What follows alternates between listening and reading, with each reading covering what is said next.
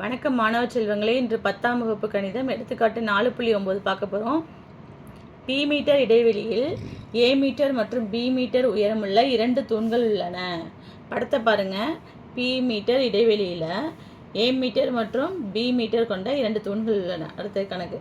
தூண்களின் உச்சியிலிருந்து எதிரேயுள்ள தூண்களின் அடிக்கு வரையப்படும் கோடுகள் சந்திக்கும் புள்ளியின் உயரமானது A B by A plus B metre என்பதை நிரூபிக்கும். இதை நிரூபிக்க சொல்லியிருக்காங்கப்பா. படத்தை வரைஞ்சிருக்கோம், 2 தூண்கள் வரைஞ்சிருக்கோம், எழுதிக்கிங்க. இதுலேருந்து இது முடிக்க உள்ள அளவை கூட்டி நம்ம கண்டுபிடிக்க போகிறோம். இது தெரியாதது எக்ஸ்ன்னு எழுதிக்க போகிறோம், இதை ஒய்ன்னு எடுத்துக்க போகிறோம். இங்கே ரெண்டும் சந்திக்கிற புள்ளிக்குள்ள இதை உயரத்தை வந்து ஹெச்ன்னு எழுதிக்க போகிறோம். அது ஓயின்னு எழுதிக்கிங்க.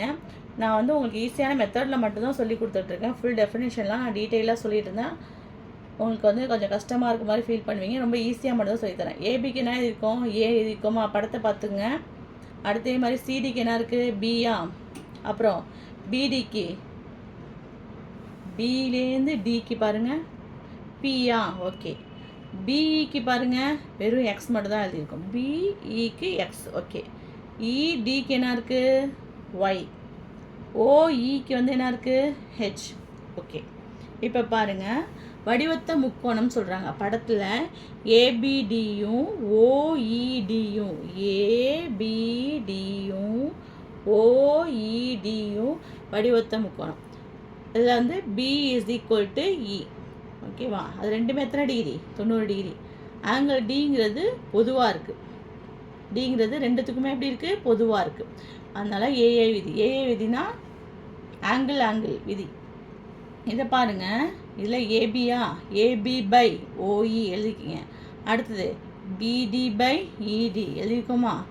ஏபிக்கு மேலே வேல்யூ என்ன எழுதணும், ஏன்னு எழுதணும். ஓஇக்கு என்ன எழுதணும், ஹெச்ன்னு எழுதணும். பிடிக்கு என்ன எழுதணும், பின்னு எழுதணும். இடிக்கு என்ன எழுதணும், ஒய்ன்னு எழுதணும். இப்போ குறுக்கால பெருக்குங்க. A Y is equal to B H. ஓகேவா? y இஸ் ஈக்குவல் டு, ஏன்னா எக்ஸ் ப்ளஸ் ஒய்யை தான் கூட்ட போகிறோம். அப்போ y is equal to B H. இந்த பெருக்கலை இந்த சைடு எப்படி வந்துருச்சு, வகுத்தலை வந்துருச்சு. இது முடிக்க y கண்டுபிடிச்சிட்டோம். அடுத்தது வாங்க பார்ப்போம். அடுத்த ட்ரையாங்கிள் எடுத்துக்குவோம். அடுத்தது பாருங்கள், சிடிபி வடிவத்தவை ஓஇபின்னு சொல்கிறாங்க. படத்துக்கு வாங்க பார்ப்போம். சிடிபி ஓஇபி இது ரெண்டும் வடிவத்தவைன்னு சொல்கிறாங்க. அப்போ அதுலேயும் ஆங்கிள் டியும் ஆங்கிள் இயும் எத்தனை டிகிரி இருக்குது, 90 டிகிரி. பிங்கிறது பொதுவாக இருக்குது. ஆங்கிள் விதி.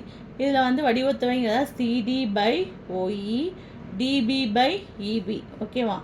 இதுக்கு சிடிக்கு என்ன எழுதிருந்தோம், பி. ஓஇக்கு ஹெச். டிபிக்கு என்ன எழுதிருந்தோம், பி. இபிக்கு எக்ஸ்ன்னு எழுதிருந்தோம். குறுக்கால பெருக்குங்க. X B is equal to B H. X is equal to, இந்த பிஹெச் அப்படியே எழுதியாச்சு. பெருக்கால் உள்ள இந்த சைடு எப்படி வந்துருச்சு, வகுத்தல் வந்துருச்சு. இப்போ எக்ஸும் கண்டுபிடிச்சாச்சு, ஒய்யும் கண்டுபிடிச்சாச்சு. ஓகே. அப்படியே பாருங்கள், எக்ஸ் ப்ளஸ் ஒய் கூட்டினோம்னா நம்மளுக்கு அவங்க கொடுத்துருக்கதை நிரூபிச்சிடலாம். B is equal to X plus Y. B is equal to, ஏன்னா பிக்கும் டிக்கும் இடையே உள்ள 2 தூண்களுக்கும் இடையே உள்ள தொலைவு என்னன்னு கொடுத்துருந்தாங்க, பின்னு கொடுத்துருந்தாங்களா.